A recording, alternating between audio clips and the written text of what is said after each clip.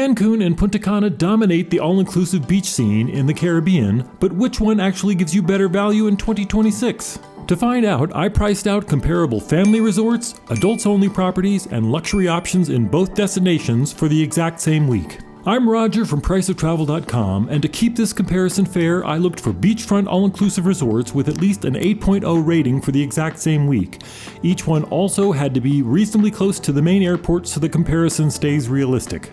Let's start with family-friendly all-inclusive resorts where price differences can sometimes be the most noticeable. One thing you'll notice pretty quickly is that even though the resorts in Cancun's hotel zone can be large, they're usually still much smaller than the massive all-inclusive complexes you see in Punta Cana. So in Cancun, family-friendly resorts typically offer things like a kids club and a dedicated kids pool, but water parks are actually fairly rare here in the hotel zone. For this comparison, the best qualifying family resort I found in Cancun was the Oleo Cancun Playa, starting at about $322 per night with an 8.6 review score. It's a solid beachfront all-inclusive, and at 168 rooms, it's definitely on the smaller side compared to many Punta Cana properties. One reason this resort keeps showing up in my searches is that it's often unusually affordable for a true beachfront all-inclusive in the hotel zone. As you can see, it's also very photogenic, and the consistently strong reviews suggest it delivers good value for the price. And stepping back for a second, both Cancun and Punta Cana share some big picture advantages for families. Both have large, busy international airports, very efficient resort transfer systems, and a huge concentration of all-inclusive properties competing for guests. That competition is a big reason you can still find solid deals in both places. Now on the Punta Cana side, this is where the scale difference really becomes obvious. Most all-inclusive resorts in the Bávaro Beach area are significantly larger than what you'll typically see in Cancun's hotel zone. Many of them are actually part of mini hotel mega complexes that share beaches, restaurants, and activity areas. For families, that usually translates into more built-in entertainment. It's very common to see full water parks included for guests, along with kids clubs, multiple kids pools, and a longer list of included activities like kayaks, bikes, and organized games throughout the day.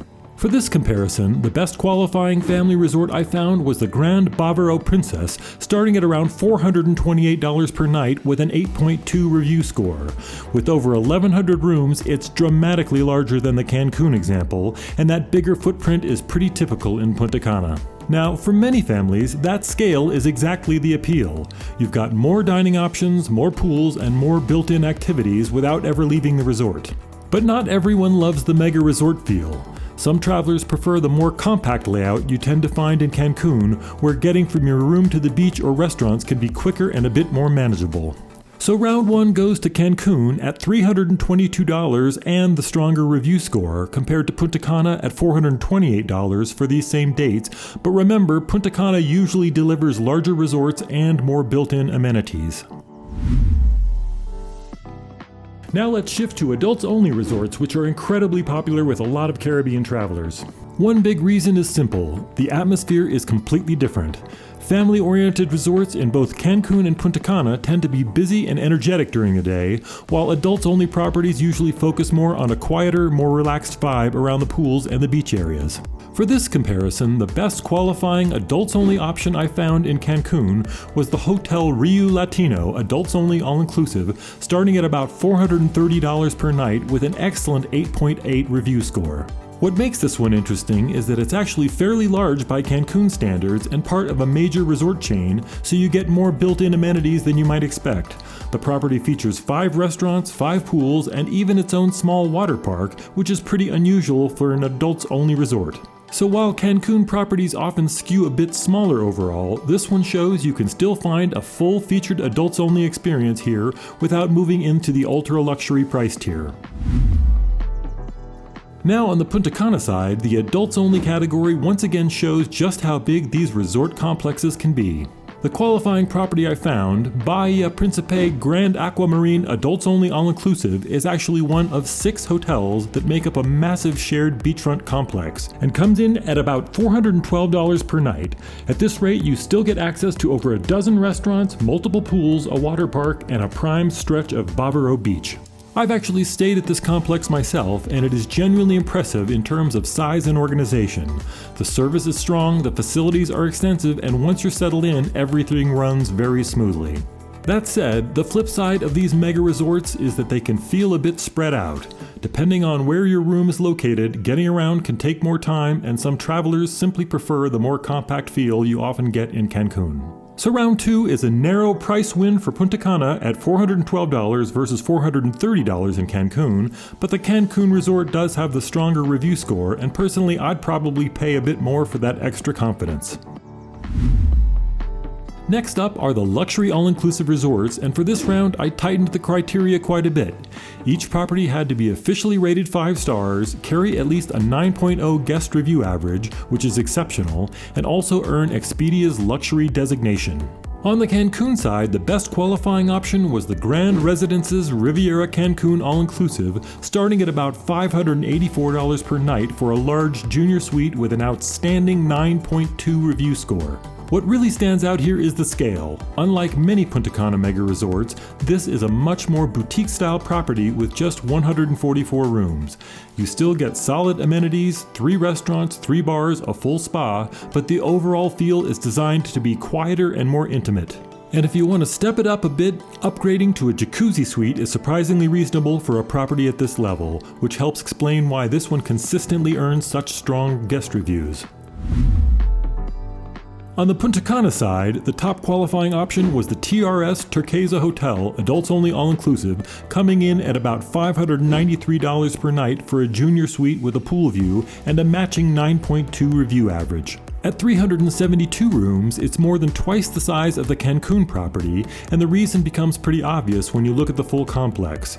TRS Turquesa is the luxury wing of a much larger beachfront resort development with well over 1,500 total rooms. That's why the Expedia listing shows access to 19 restaurants along with a long list of shared amenities. In terms of sheer variety and built-in options, Punta Cana definitely delivers a lot for roughly the same price point. The trade-off, of course, is scale. Instead of a quieter, boutique-style beach resort, you're staying in a very large, highly developed complex. For some travelers, that's a huge plus, and honestly, I'd happily stay here myself. But others may still prefer the more intimate feel you tend to find in Cancun's smaller luxury properties. So round 3 is basically a tie, just a $9 difference for these same dates, but once again Punta Cana delivers more total amenities, while Cancun keeps the edge in boutique scale and simplicity.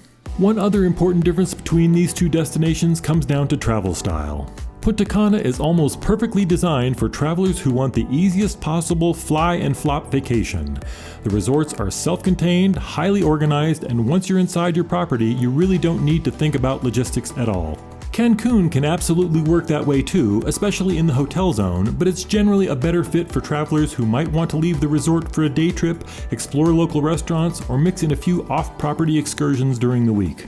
So when you step back and look at the full picture, the prices between Cancun and Punta Cana are actually very similar for comparable resorts. If you already have a preference for large, activity-packed mega resorts, Punta Cana is incredibly hard to beat, especially for groups and multi-generational trips where everyone wants different options. But if I personally had to give a slight edge, Cancun still comes out ahead for me because it tends to offer a few more affordable options on most dates, and the more compact resort layout is simply easier for many travelers to manage. That said, there are real advantages to both styles, and you probably already have a good sense of which one fits your travel style better. If you want to dig deeper, I've put together a full priceoftravel.com article with expanded comparisons and updated hotel examples. I'll link that below. And if you like finding upscale resorts at surprisingly reasonable prices, my next video is all about where to find 5-star Caribbean hotels at 3-star prices, including some on smaller islands that might surprise you. If this helped you narrow things down, please hit the like button and subscribe for more smart travel comparisons. Thanks for watching, and I'll see you in the next one.